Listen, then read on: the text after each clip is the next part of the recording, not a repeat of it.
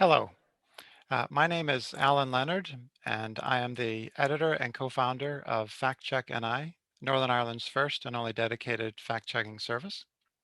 I'm standing in for Orna Young, our executive director and fellow co-founder. While there hasn't been an election in Northern Ireland for over a year, fact checkers everywhere in the world were kept busy with the boisterous US election campaign and the subsequent shenanigans that were after the votes were counted. We're going to discuss what it was like to fact check the 2020 US presidential election from a professional American fact checker's perspective, as well as explore how well we're handling waves of misinformation and disinformation with additional local perspectives. I would now like to introduce our panel. Angie Holan is editor-in-chief of US-based PolitiFact. Angie will be taking us inside the recent elections, explaining how her organization dealt with the relentless volumes of claims, true and false, and how the pressure has been turned up on social media platforms like Twitter and Facebook. Hello, Angie. Hi, Alan. Thanks for having me. Thanks. Alex Kane was communications director at the Ulster Unionist Party, but for the last decade has been a political commentator, appearing in all three local daily newspapers and many of the British and Irish press. He's also a Sherlock Holmes buff, that renowned fictional fact checker. Hello, Alex. Hello, thanks for having me, Alan. Thanks, Alex. Leona O'Neill has been a journalist for 25 years, most recently freelancing for numerous publications and TV outlets, and jumped across to lecture in journalism at Ulster University. Leona has written features as well as hard news and has reported from the scene of Lyra McKee's murder in 2019 and has a forthcoming book about journalism, trauma, and building resilience in the newsroom. Welcome, Leona. Thank you so much. So, Angie, let's get stuck in here. The 2020 election wasn't your first rodeo. You were part of the PolitiFact team that won the 2009 Pulitzer Prize for national reporting. Could you talk us through your experience as a fact checker covering US elections and how that's changed over the years, the influence of social media, any change in the politicians' rhetoric, maybe some changes in audacity, any particular observations, say, in the 2016 election before we get to the 2021? Yeah, the 2020 election, I think the word is exhausting that we're looking for as far as fact checking goes.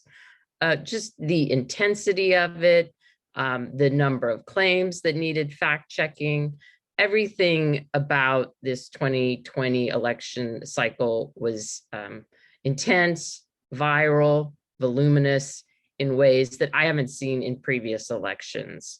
Now, I do think that we saw a number of trends that have been building for several cycles. So we've seen this movement, and I would date this 2008, I started fact checking. So I can say for certain from that date, but probably even before it. The US was moving away from like political distortions, casting your opponent's positions in a bad light. We were moving away from what I would call traditional political distortion into misinformation and fabrication. So one of the moments that caught my attention in 2016 was when Donald Trump falsely said that one of his opponent's father was involved with the JFK assassination. So we've moved from my political opponent has bad ideas to my political opponent's father is a murderer. I mean, it just a real intensity of the political messaging toward fabrication. We've also seen growing polarization in the US. So the two political parties losing any sort of common ground between each other, kind of retreating to sides. And I think this turns into a phenomenon we call in the US negative partisanship, where it's not so much that you love your own party, but you hate the opposing party. So that was a huge factor in 2020. So many Democrats turned out because they hated Donald Trump. And Trump was, I think, a little bit different. And I'll talk about Trump more in a minute. But some of the other trends we saw was misinformation as distraction, people not really interested in the public policy issues of the day, but talking more about issues on an emotional basis. We saw a lot of messaging around immigration and immigrants, and not like what would an intelligent immigration policy for a country in the size and location of the US, but more like outsiders are coming in to harm us. The first one is a public policy issue. You can fact check it. The other one is a narrative that plays to people's emotions. We saw more intensity around online viral messaging.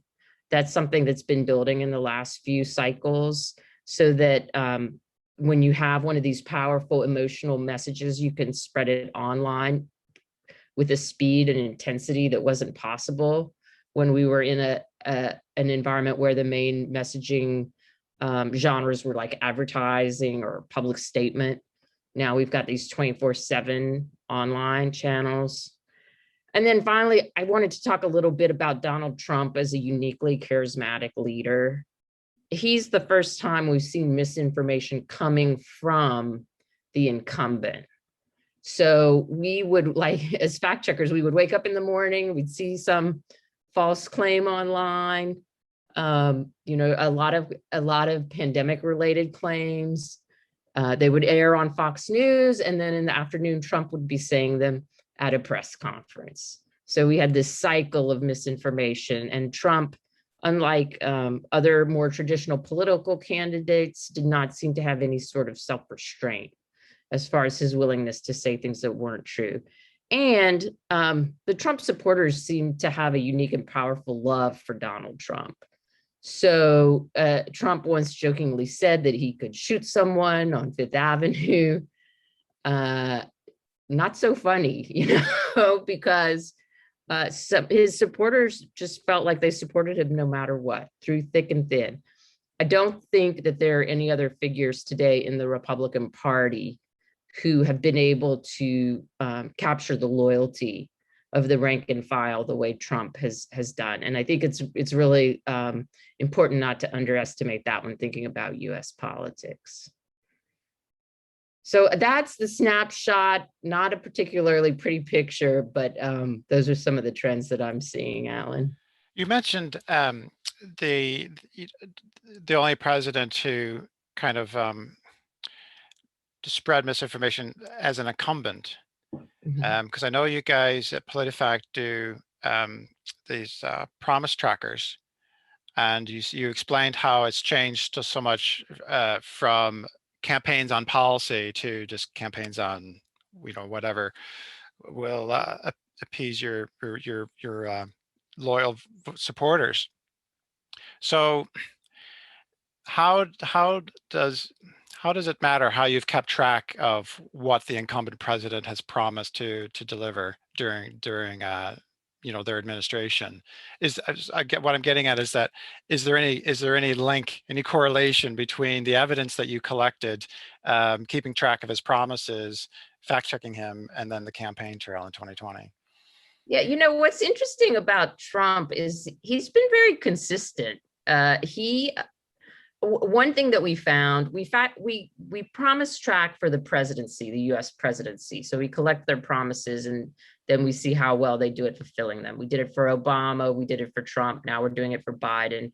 We've also done it for several US governors. So these are the state level executives. And what we found is that, here's like a little piece of good news, politicians seem to really try to keep their promises.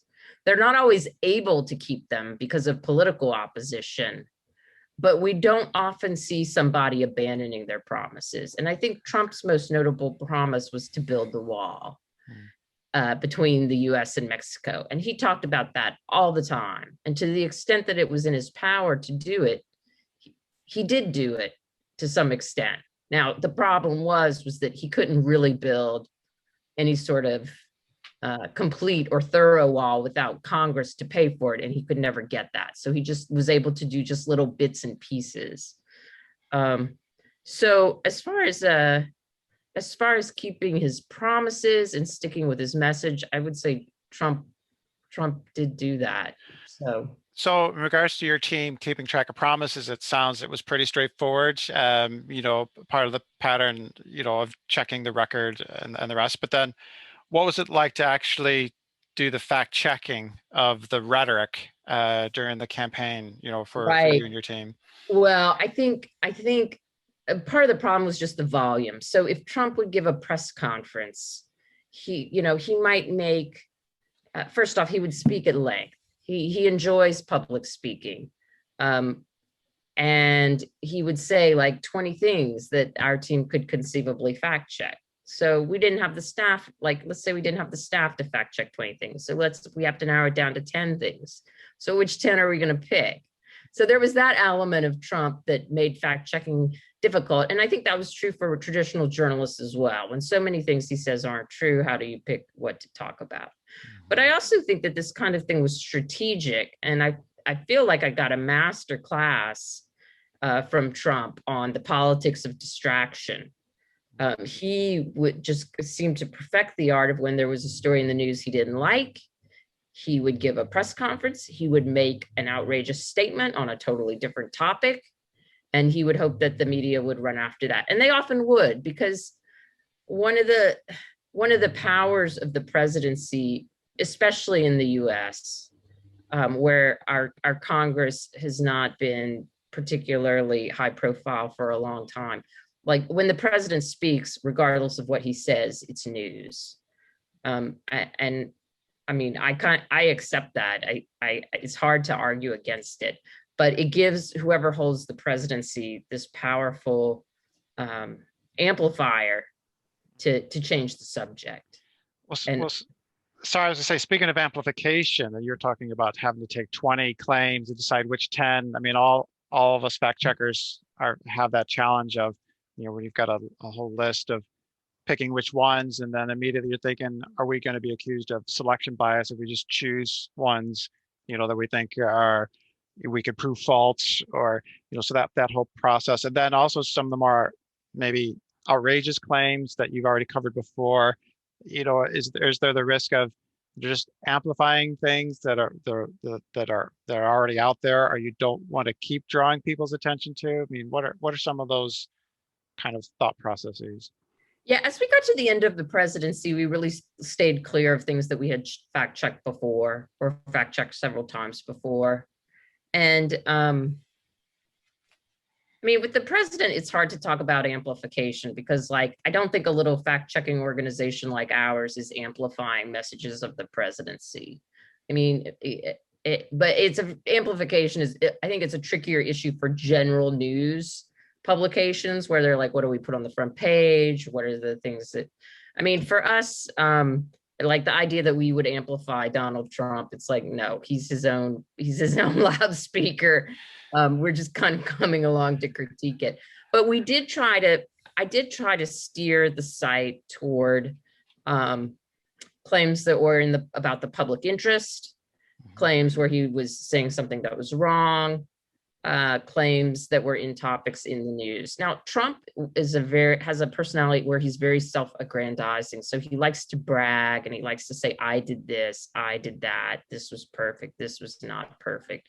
And like, it was a real dilemma whether to check some of that stuff or not, because it did seem just to go to his ego. But the claims were about important policy issues. And we just fact checked him this week where he said, like, I created this perfect immigration system and handed it to Joe Biden, and all Joe Biden had to do was run it, and he messed it up. And we fact checked that, even though, like, since he's not president anymore, we don't feel compelled to fact check. But that one, it was in the news, it was an important topic. So we did fact check him on that one. Rating was mostly false. I was thinking more of some of the claims that President Trump made that kind of fed into a conspiracy narrative. Like how do you fact check a conspiracy, and and what role does a fact checking organization have when I'm just, not to get ahead of ourselves, but some of the. So you were talking about loyalty to Trump, and many of these loyalists, circulate in conspiracy forums, and there are certain things that aren't said but are said, if you follow me, in regards to what the Oh, president was totally. saying. Absolutely. And then, so perhaps not a hard fact check, but just as a fact checking organization dealing with critical thinking, like how could you like carefully address the some of the more conspiratorial items coming out of the president? We spent most of our time on fact checking his claims that the election would be rigged. And what's so interesting is that after, probably everyone remembers after the election, him saying it was rigged, I really won. He'd been saying that for months before the election and as early as 2016 when he won the election. So he had been setting the table for that conspiracy theory for quite a while. And we fact checked it many times, many elements of it. I think it goes to the heart of democracy in ways I think we're going to talk about more as we go on in this conversation, but just suffice to say it now, like that was one that we felt was so important that we came back to it again and again, explaining how it was wrong. Well, I suppose, I mean, that is my next kind of question is, when does it become just straight disinformation? I mean, there's misinformation. Politicians can freely say, "Oh, well, I misspoke, got it wrong. That's not what I meant to say." But then, if someone is actually putting, say, even in advance of the event, this election is rigged, it's going to be rigged, and it's like, and all there's no evidence to prove that it was, but yet the claimant will insist that it was. So I suppose what I'm getting at is, what do you think? Because many times we talk about disinformation coming from, troll farms or in the ether or state agents, the rest of it. But is there a case where the president of the United States was engaging in disinformation? And what does that mean? I think that's quite right. And it puts the press into a very awkward position because the press, we have these ethical obligations to standards of accuracy. In the US, we're enshrined in the First Amendment. We see ourselves, the freedom of the press, as being part of a functioning democracy. And when you have someone who is spreading misinformation about the nature of voting, it just goes straight at the heart of those ethical relationships. And I think that's part of the reason that there was so much hostility between Trump and the press, was because of these ethical conflicts. Now, Trump would take this, use it to his advantage, tell his supporters, you see, they're against me because they're partisan, they're biased, they're the fake news, they're the enemy of the people. I mean, and I think Trump was very intentionally out to undermine the press as a check on accountability. And now we're in like a situation in the US where Trump supporters, they do not see the media as an independent arbiter. They see the media as against Trump. And yet, for those of us who are committed to the profession, we still have to go out and do our jobs. And we have to hold the Biden administration accountable and fact check the Biden administration. And I mean, what it creates is an atmosphere in politics and in the media where there's just all this hostility between so many different parts of the country and the community. And that's one of the reasons I think many Americans feel kind of depressed about where we're at, because there's not a lot of fellowship and fraternity in the country right now. There's a lot of anger. There have been many stories in the press about family members not speaking to each other because of their political differences, or because one of the family members is sucked into this world of disinformation. So how we move forward, and then the January 6th, the rioters at the Capitol, I just can't emphasize enough what a trauma that was, for a psychic trauma for the country, because thank goodness the physical, there were some people who died, but not very many, thankfully. It could have been much worse, but it's a psychic trauma. So I think when we talk about American democracy, I think many of the players in our society are looking for ways to move forward in a more positive way, because the past 4 years have been just extraordinarily negative all the way around. Right. Well, thanks very much, Angie. I think at this here, I'd like to maybe bring in Alex and Leona just for some of their kind of comments on everything you've just said. I'll bring in Alex first. Alex, can you share with us some of your impressions of from what you saw happening in the 2020 election? Hi, Alan. Yes, I just actually thought it was one of the most profoundly depressing spectacles I've ever watched. And in essence, it was a spectacle. It almost ceased to be an election. And I remember, I think it was August, September 2016, before the first Trump election, which I said this is heading towards becoming the first reality TV show where bizarre will trump rational debate, or quite literally trump rational debate in that case. And I thought it's bound to get better. Something will have improved in the next 4 years. Maybe Trump will have risen to the challenge. Maybe the Democrats will have got their act together. Maybe the Republican Party will have found someone, maybe to replace him. If he did go, mad, that thing in Network, where the guy goes mad live on air. And yet we get to 2020, and it is actually even worse than it was before. I know, and Angie's point about the Trump, he doesn't care what he says, because I think it's not just simply clinical narcissism he has. He has something deeper than that. I think there have been times watching him when it's not so much he doesn't care what he says, he doesn't actually know what he's saying. It's almost like a stream of psychobabble. And as long as he hears the applause, and as long as he's able to go, yeah, and wave his hat and throw things around, he's happy enough with that. And I think two other things struck me about the election. It's the first election I can remember, and you and Angie will know more about this, obviously. It was the first American election I can remember where there was no discernible middle ground between both candidates. Because most elections you will have, whether Democrats or Republicans, if the other guy loses, they shrug their shoulders, well, he probably will be okay. It's not a disaster, something like that. There was none of that with these two. If it was Joe Biden won, then you had a whole massive 75 million who thought that, in essence, I think in some cases he was actually physically manifesting as the Antichrist in America. And then for the Democrat point of view, if it was going to be Trump winning, that he too was a form of the Antichrist. And there was no sense of congratulate the other person, or let's work together, let's come together. All of that went. And I think the other thing that it depressed me slightly, and it's not meant to be a particular criticism of Biden, but at the very time when America needed someone who could actually chin someone like Trump, who could take him apart in the debates, who could give some sort of hope to all Americans, who could reach out to even some of Trump's base and say, look, there is a better way of doing things in America. There's a better way of handling our relationship with the rest of the world. Joe Biden, bless him, was not that candidate. And I suppose the other thing, Angie touched upon, I think she called it negative partisanship or something like that. Now, that's something we don't call it. We just call it plain old good-fashioned sectarianism in Northern Ireland politics, where, it doesn't matter how useless the other person is, you will always vote for your own man.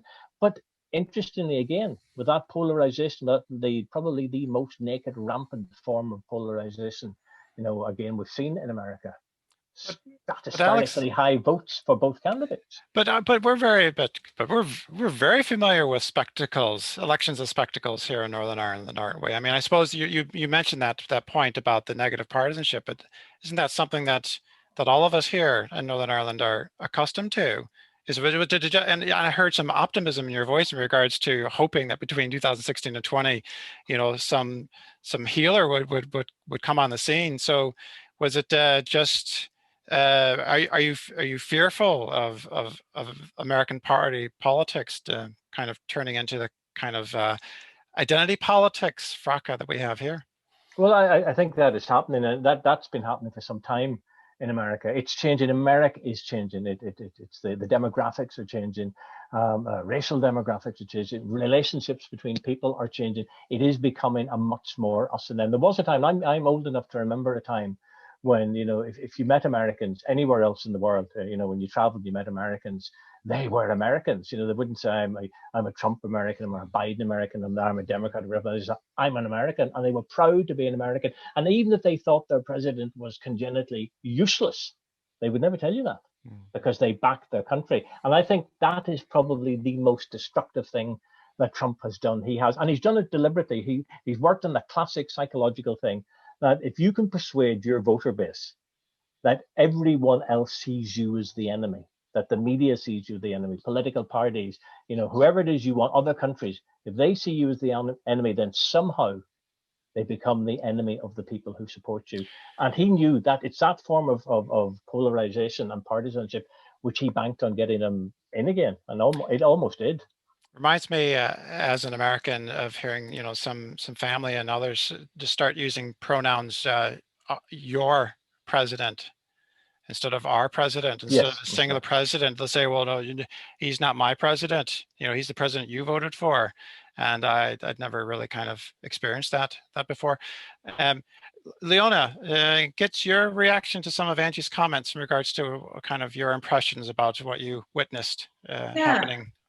I suppose I watching it from afar, it seemed like a kind of a battle on primetime TV on the news channels. I would watch CNN, and I suppose they were quite anti-Trump. Fox News was very pro-Trump, and I used to look at some of the news stories on there, the commentators talking about Trump, and think, my God, that would never happen in Northern Ireland. That type of kind of, they were so biased for or against Trump. And also the conspiracy theories. Angie has spoken about conspiracy theories. They were often presented as news. And just as a kind of journalist geek, I would think there's no way that any of that would kind of be covered over here.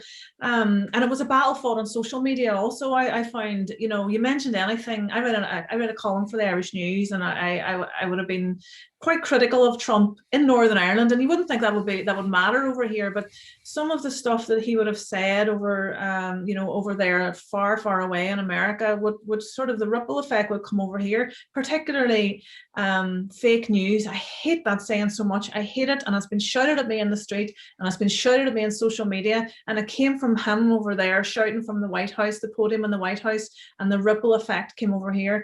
But as I say, I write a column in the Irish News, and the odd time I read about Donald Trump and whatever he said, perhaps he said something about a specific kind of people or community or something, and the abuse that I got, a journalist in Northern Ireland, the abuse that I would have got from people from all over the world, it's almost like it's like an army, a social media army, these pylons on people who disagreed with what he had said.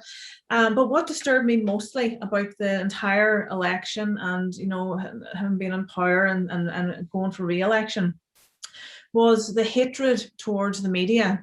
It really disturbed me. It really jarred with me. The fake news, the enemy of the people, turning people against the media, I suppose, to discredit the media so that no one believed what they said. It's an age-old tactic. Hitler used it. Other people used it as well throughout history.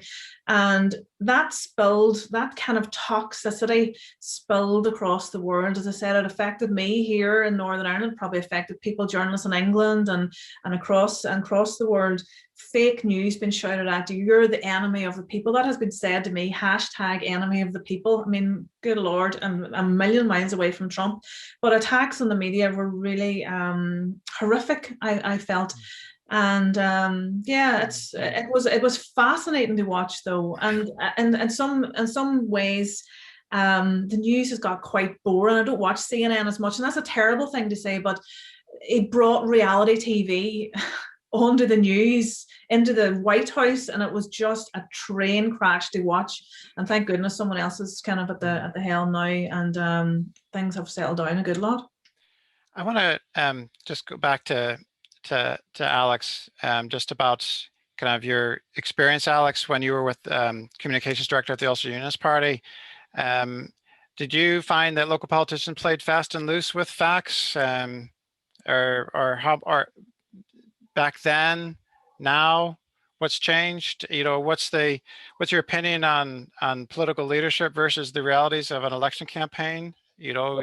As Angie referred to about appealing to your loyalists and the relationships with journalists.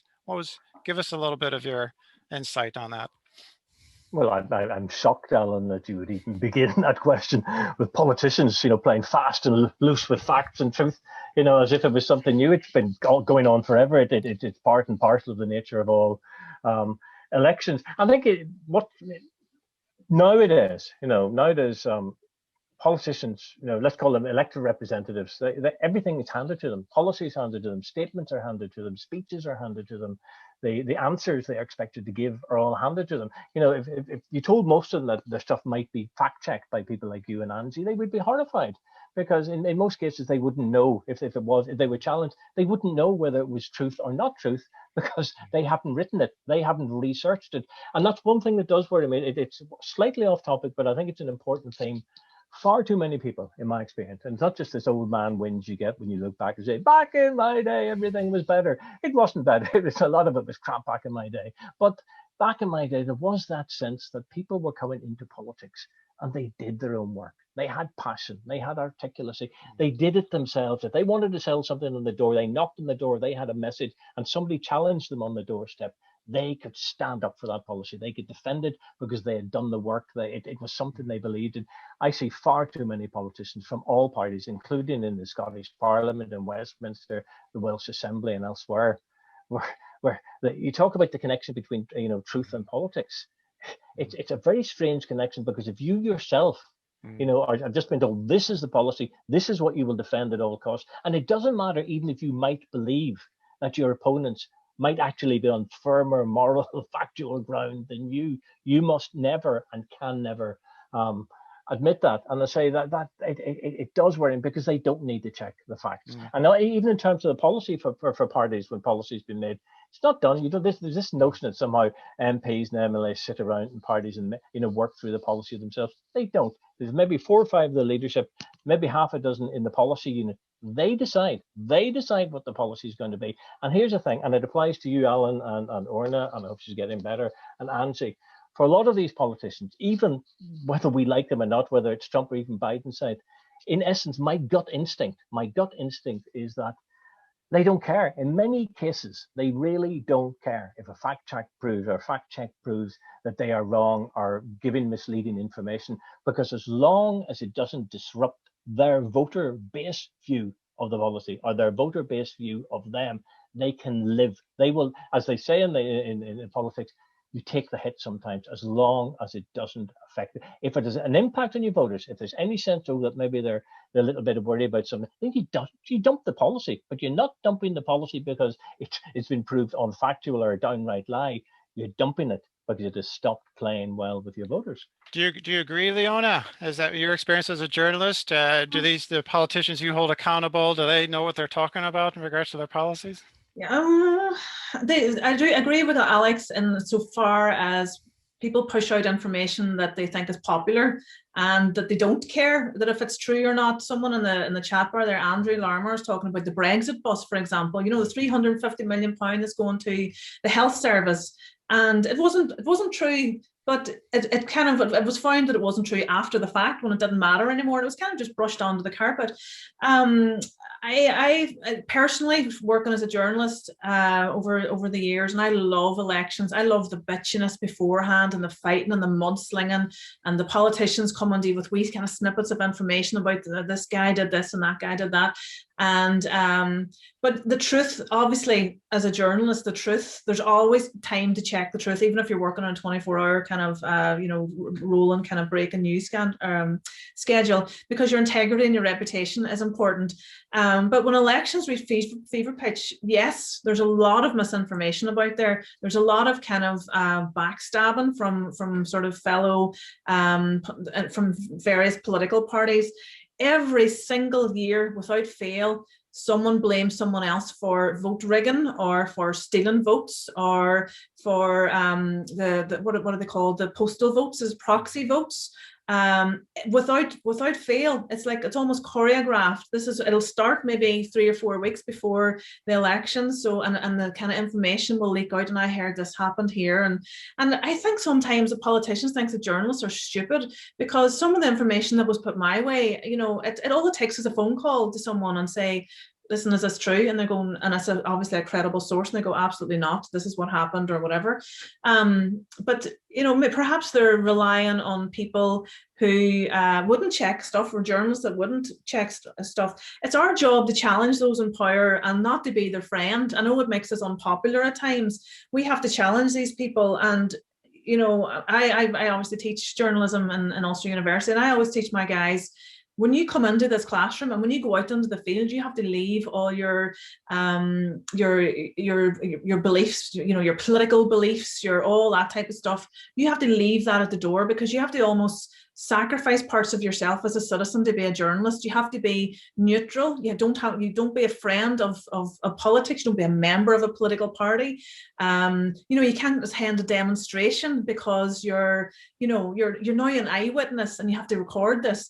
So I think a lot of journalists maybe make that mistake. They kind of find themselves wooed by political parties, and they do that. They try and woo you. They try and kind of get you on their side. They try and get you to write good stories about them. And then sometimes when you do have to challenge them, they blackball you. They boycott you. We've seen it recently with Stephen Nolan and other journalists in Northern Ireland. That's a tricky relationship. Even if we fact checkers, fact checking politicians, that relationship, as you described, about holding elected representatives accountable, but also having access to them in regards to presenting the questions to them. Yeah. 100%. It's a dance, almost, and most people who are mature enough and kind of have been in the game a long time know this dance. I'm going to come to you with a story that you're not going to like. Perhaps you're not going. I'm going to question you about stuff. I'm going to hold you accountable to stuff, and you're not going to like it. But next week we'll meet out at a kind of a networking event, and we'll shoot the breeze, and everything will be fine and stuff. It's not personal. This is the job I do. Your job is to kind of do politics and try and make yourself look good and stuff like that. And I understand the dance as well, but it doesn't make us popular, and it has led. I've been boycotted by political parties in Northern Ireland because of stories that I've done. I have had politicians not speak to me for months over a story, over stories that I've done, and that's just. If they want to be like that, and if they want their voice to be withdrawn from the conversation, that's really up to them.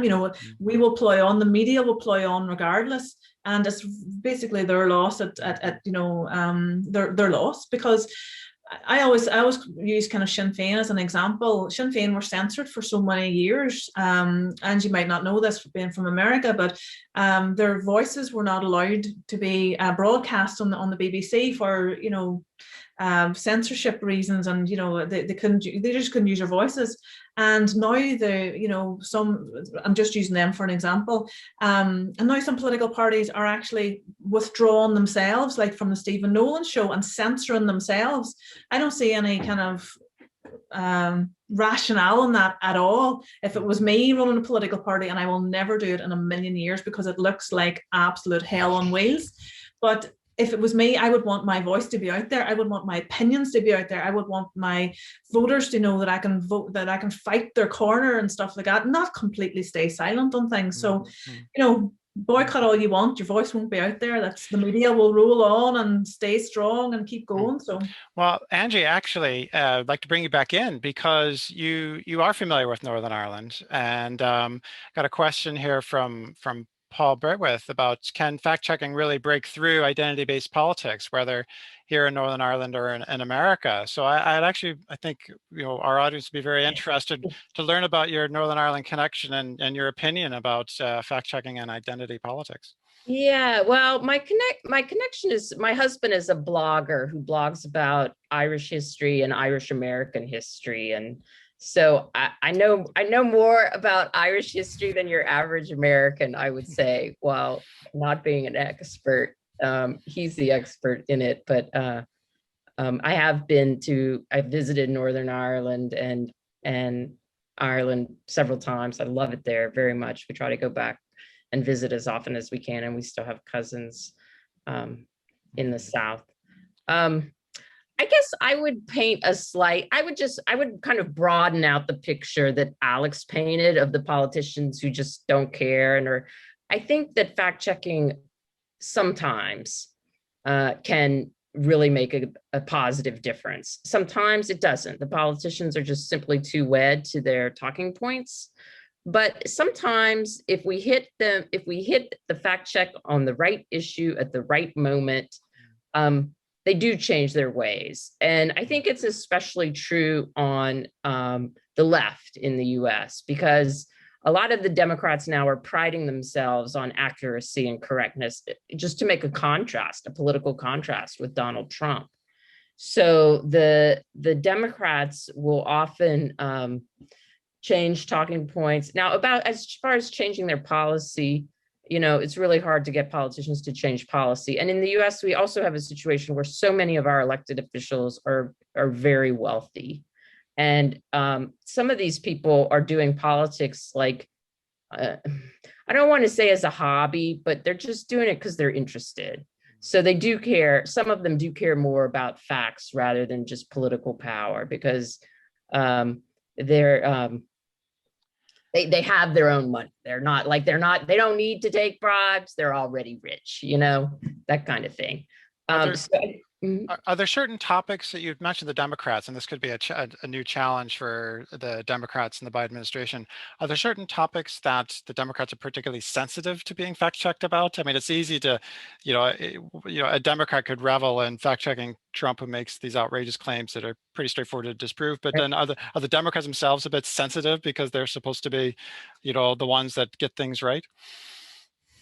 Yeah, well, there's a lot of sensitivity around a lot of different issues. So anything about race and ethnicity is very sensitive, and anything about guns and gun control is also very sensitive. I mean, with some of the fact checking we've done on gun violence, I don't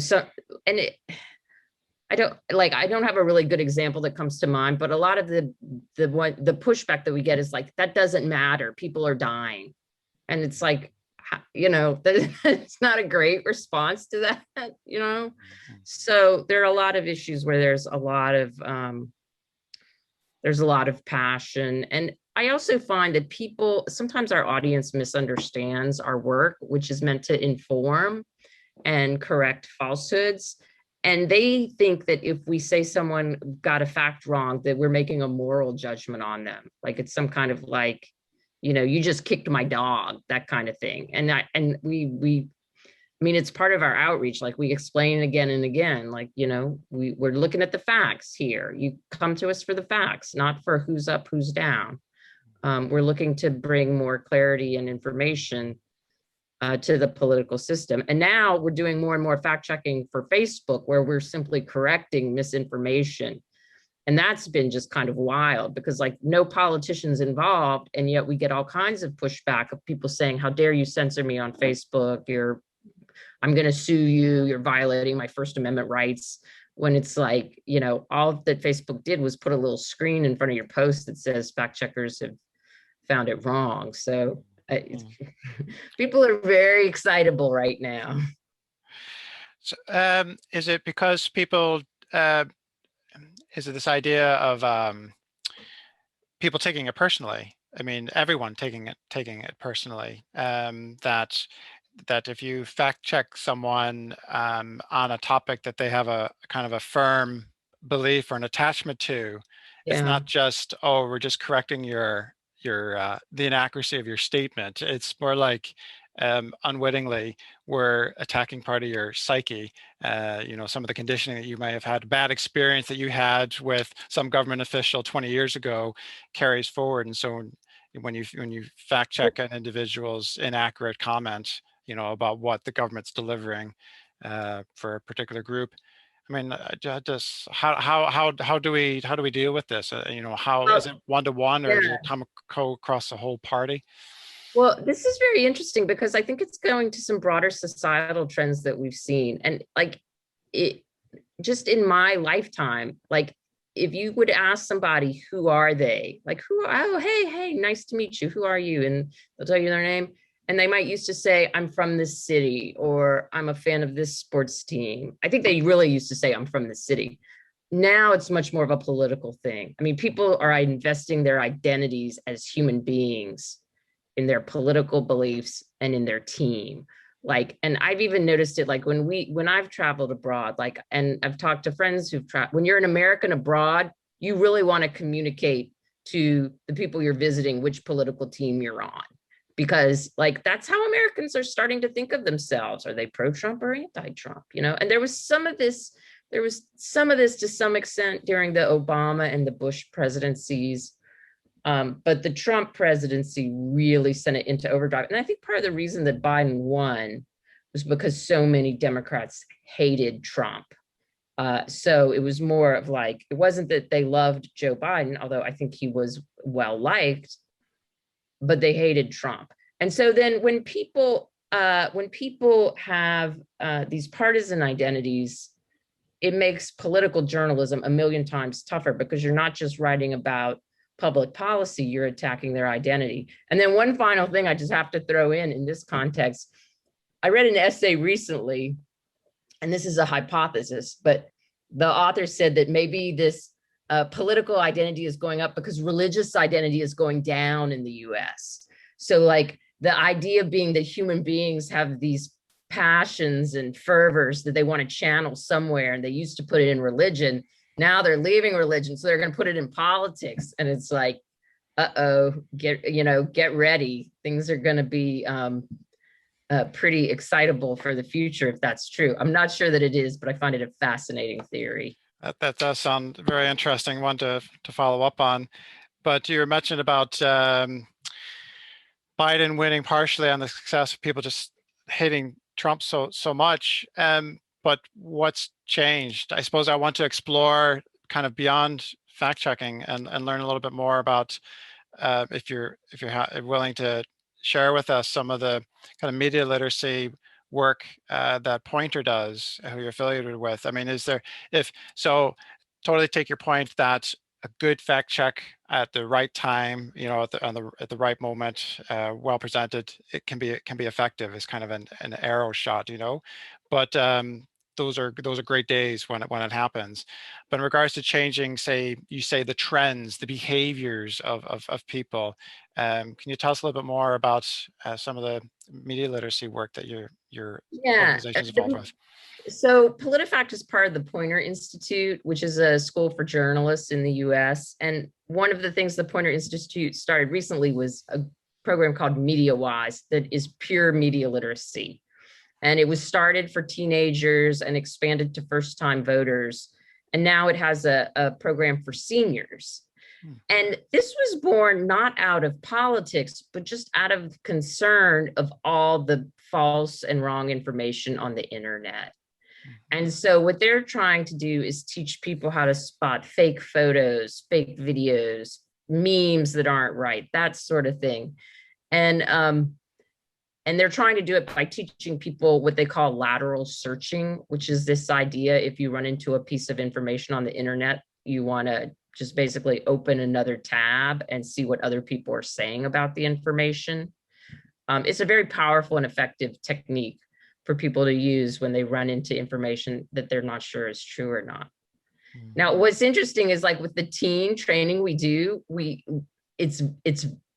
does not get into politics much at all, by the request of many educators. It's like the political content is so hot, they just tend to want us to steer away from it to a teenage audience, which I can understand. I mean, I'm not saying they're wrong for that, but it does mean that more the media literacy, the teenagers are not being taught the political aspects of it that they'll certainly need when it's time to vote. So it gets really tricky. But hopefully you still cover the biases that we all know about, confirmation bias, you affirm what you want to believe, selection bias, you go to the same sources, so at least I could appreciate the challenge of trying to tackle dealing with identity, because it's just personal. And interesting you mentioned it's gone into seniors, because again, back to misinformation and disinformation, people want to help, and there's evidence out there that an older demographic, from my age forward, will unwittingly pass on misinformation out of a genuine benevolent concern to try to help someone. So I'm just trying to kind of explore And I suppose that time will tell whether these efforts could make an impact into the political sphere. So can I go back to Alex and Leona? Sort of, Alex, just your kind of thoughts about how we might be able to improve the kind of shall we say, the information ecosystem where people are pausing before they pass a judgment on a piece of information they're coming across. I think that is going to be extraordinarily difficult. I take Angie's point that there are ways of showing people how to spot fakery, how to be careful, and just generally speaking, don't just like something for the sake of liking it.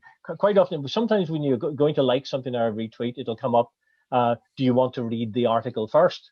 And I think that strikes me as interesting because a lot of my stuff goes online, and I end up with, I try not to entertain them, the people who come on, and they judge everything by the headline, by the strap line that the sub-editors have given it. I spent 20 minutes with someone trying to explain to him what I was saying, and then half an hour later, I have a Twitter email account, which is just for people who want to ask questions following on Twitter conversations. And he said, having had this conversation, we basically told me I was a blithering idiot. I said, is there any way you could send me the full text of the article? Because I haven't had a chance to read it. The only thing he'd been able to read was the first paragraph and nothing else. And I have to say that really, really made me angry. But I think another thing worth mentioning about Twitter, Alan, this thing is particularly those who get involved in the political end of it. Yes, there are people who just want to troll. They just want to be a pain in the arse because they like it. It gives them some form of very perverse amusement, even if they've only got 5 or 6 followers. The fact that they think they might be hurting someone or annoying them is a kick in itself. But in terms of political debate, which I had hoped, because newspapers, Leona and I know this, newspaper sales are way down. Even people going onto news sites, that traffic is not huge either. Most of the real political debate is happening on Twitter and Facebook. And what really sends me into despair is this sense that people don't want to be persuaded. They have taken their position. They have backed their party. They assume their party or their candidate is right. They don't want to engage, because engagement, persuasion, the willingness to be persuaded, it means that you can take nuance, and taking nuance means that you're open to think that maybe you've made a mistake, or maybe that your own side could change something. The vast majority of people I see on Facebook and Twitter do not want that. They do not want that conversation. And that worries me, because I'm old enough to remember a time when even the newsletter Belfast Telegraph and Irish News had big sales. They had big staff. They covered elections. And as Leona says, somebody could read a statement, hear something from a politician, and turn to a colleague and say, look, can someone check whether that's true or not? But the fact is, even if you phone back the person concerned and say, well, we've just done some work in this, instead of going, oh my God, I'm really sorry, I'll tell you what, I'll go back to the press office and get it changed. It's almost like, who are you to even, are you the expert? Are you elected? Who do you represent? Who funds you? There's always what Angie was saying about what happens to fact checkers. I remember talking to someone about a fact checker about 2 or 3 months ago, and his immediate, and all the evidence I showed him pointed out that his party had made a crucial mistake. And I said, the fact checkers are proof. There's the evidence that proves. Said, so who funds them? What's their agenda? What's their motive? And that's the thing, when you have such a growing demographic don't trust any form of media, any form of news, or you have a huge any problem. president, or just even considering the evidence. That's the thing, instead of just dismissing who delivers the evidence. I mean, do you agree, Leona? You're cited there a few times. Yeah, I totally agree. Twitter is hysterical at times, and there is no room for reasonable debate on Twitter. And the worrying thing is, as Alex says there, more newspapers are sort of dependent more on online readers now. Paywalls have gone up because the sales of sort of physical papers have gone down, so the paywalls have gone up, so to make that product viable. And the problem is there that people only read the headline and then they react to that in hysterical ways. I'm exactly the same as Alex. People have come on and they have been screaming at me, and I'm saying, sorry, did you? I don't even write the headlines on it. Did you read the story? No, it didn't. But it drives me insane.